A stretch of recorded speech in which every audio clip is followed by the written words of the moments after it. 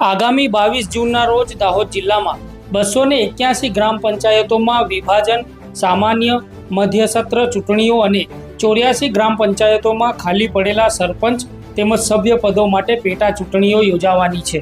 ચૂંટણીની પ્રક્રિયા તેજ ગતિએ આગળ વધતી જઈ રહી છે. જ્યારે આજે 12 જૂનના રોજ ફોર્મ પાછા ખેંચવાની અંતિમ તારીખ છે, એટલે કોઈ ઉમેદવારે ચૂંટણી ના લડવી હોય તે પણ ફોર્મ ખેંચી શકે છે. તેમજ નિયમ વિરુદ્ધ ફોર્મ હશે તેવા સમયે ઉમેદવારોના ફોર્મ રદ થવાની શક્યતાઓ પણ રહેલી છે. 9 તાલુકાઓમાં ચૂંટણીઓ યોજાવાની છે, તેના વિશે જાણી લઈએ. દાહોદ તાલુકાની 28 ગ્રામ પંચાયતોમાં સરપંચ પદ માટે 170 ઉમેદવારોએ ફોર્મ ભર્યા છે.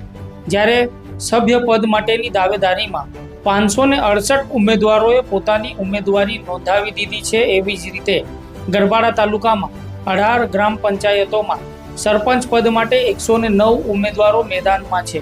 જ્યારે સભ્ય પદ માટે 436 ઉમેદવારોએ ફોર્મ ભરી મેદાને ઉતરી ગયા છે.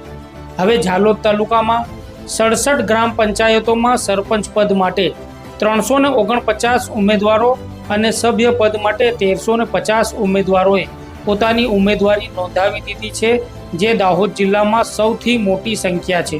વાત ફતેપુરા તાલુકાની કરીએ તો 50 ગ્રામ પંચાયતોમાં સરપંચ પદ માટે 260 અને સભ્ય પદ માટે 1107 ઉમેદવારો મેદાનમાં ઉતરી ગયા છે. હવે સંજેલી તાલુકો, જેમાં 9 ગ્રામ પંચાયતોમાં સરપંચ પદ માટે 55 અને સભ્ય પદ માટે 222 ઉમેદવારોએ પોતાની દાવેદારી ચૂંટણી લડવા માટેની નોંધાવી દીધી છે. હવે આવે છે લીમખેડા તાલુકો, જે તાલુકામાં 26 ગ્રામ પંચાયતોમાં સરપંચ પદ માટે 160 અને સભ્ય પદ માટે 521 ઉમેદવારો ચૂંટણીમાં ભાગ લેવા માટે ઊભા થયા છે. સૌથી મહત્વનો ધાનપુર તાલુકો, જેમાં 21 ગ્રામ પંચાયતોમાં સરપંચ પદ માટે 111 અને સભ્ય પદ માટે 363 ઉમેદવારોએ ચૂંટણીમાં ઝંપલાવ્યું છે.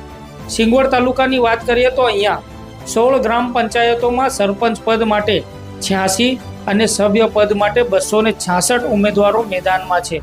હવે સૌથી છેલ્લે આવે છે દેવગઢ બારિયા તાલુકો, જેમાં 46 ગ્રામ પંચાયતોમાં સરપંચ પદ માટે 220 અને સભ્ય પદ માટે 726 ઉમેદવારોએ પોતાની ઉમેદવારી નોંધાવી દીધી છે.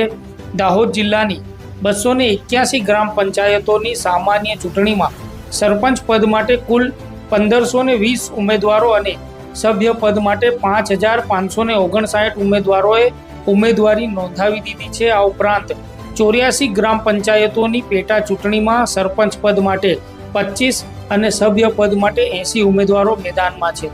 ચૂંટણીની પ્રક્રિયા પારદર્શક અને નિષ્પક્ષ રીતે પૂર્ણ થાય તે માટે જિલ્લા વહીવટી તંત્ર સજ્જ છે. આજે 12 જૂન પછી ઉમેદવારી પાછી ખેંચવાની પ્રક્રિયા પૂર્ણ થતાં ચૂંટણીનું ચિત્ર વધુ સ્પષ્ટ થઈ જશે.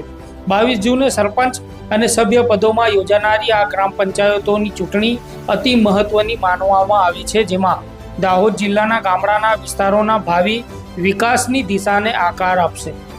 આગળની તમામ અપડેટ જાણવા માટે આપ અમારી સાથે જોડાયેલા રહો. જો આપ અમારા વિડીયોને યુટ્યુબમાં જોઈ રહ્યા છો તો ચેનલને સબસ્ક્રાઇબ કરી બેલ આઇકન દબાવી અમારી સાથે જોડાયેલા રહો. અથવા આપ અમારા વિડીયોને ફેસબુક અથવા ઇન્સ્ટાગ્રામના પેજ ઉપર જોઈ રહ્યા છો તો ત્યાં DNA ન્યૂઝને ફોલો કરો. આવા જ તમામ પ્રકારના મહત્ત્વના સમાચારો અને વિડીયો તમારા સુધી પહોંચાડતા રહીશું, જેથી આપ પણ તમારી ફરજ અદા કરી અમને સબસ્ક્રાઇબ કરો, ફોલો કરો, લાઈક કરો અને અમારા સમાચારોને શેર કરો. ધન્યવાદ.